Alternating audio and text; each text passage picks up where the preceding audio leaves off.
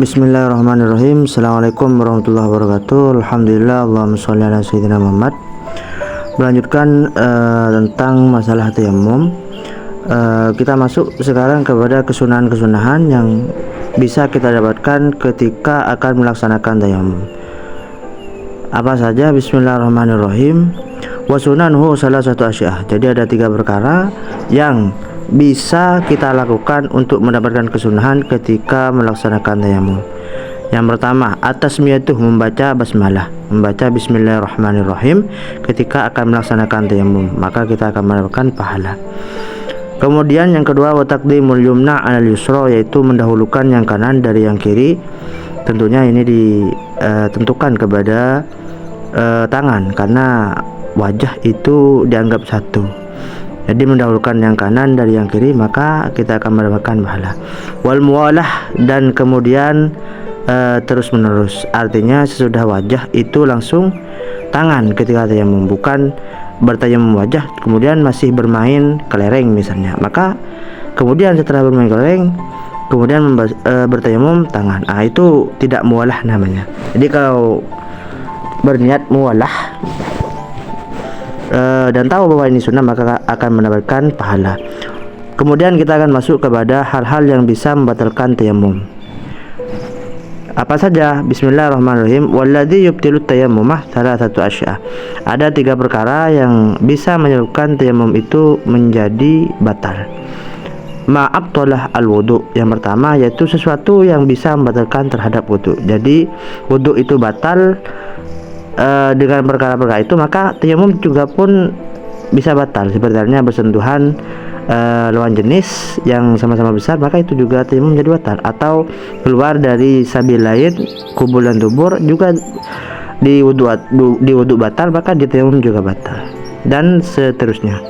Wa ru'yatul ma' fi ghairi waqtis shalah. Kemudian dia pernah melihat air sebelum masuk waktunya sholat, contohnya seperti dia akan melaksanakan sholat duhur misalnya, kemudian di jam 9 dia pernah melihat air, ternyata ketika waktu duhur dia melaksanakan tayamum, maka tayamumnya itu tidak sah karena waktu jam 9 tadi dia sudah melihat air. Wariddatuh, dan murtad. Jadi kalau seandainya orang sudah bertayamum kemudian dia murtad, keluar dari Islam, tidak mengakui bahwa Allah itu Tuhan dan semacamnya yang bisa membuat orang murtad, maka tayamumnya otomatis menjadi batal. Kemudian kita masuk kepada orang yang mempunyai perban, entah itu patah atau karena luka. Bismillahirrahmanirrahim. Wa sahibul jabairi yamsahu 'alaiha wa yatayammamu. Jadi orang sahibul jabair itu orang mempunyai perban, itu membasuh semuanya perbannya ada di tangan, maka dia membasuh tangan tersebut seperti halnya wudhu seperti biasa menggunakan air. Kemudian kan di sana ada perban, ada sebagian daerah di tangan yang tidak teraliri air, maka bagaimana? Maka bertayamum seperti biasa.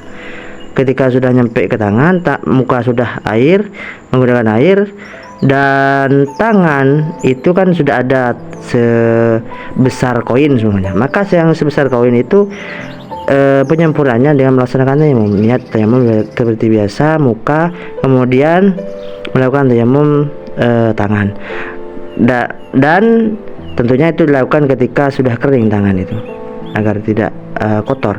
Kemudian yang koin yang tidak teraliri air itu sudah tertutupi oleh tayamum tadi.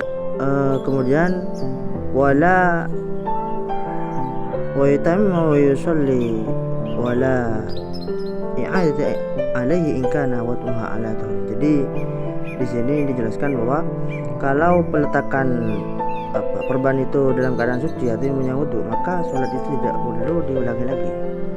Tapi kalau peletakannya itu dalam keadaan tidak suci, maka harus diulang sholat yang dicampur antara wudu dan tayamum tadi. Kemudian wa yatayammamu likulli fardhatin. Jadi untuk sholat fardu maka itu hanya cukup untuk satu tayamum saja. Sebenarnya seumpamanya orang itu melaksanakan duhur, maka di waktu asar nanti bertayamum lagi seperti itu. Kemudian wa yusalli wa bitayammumin wahidin ma sya'ah minan nawafil.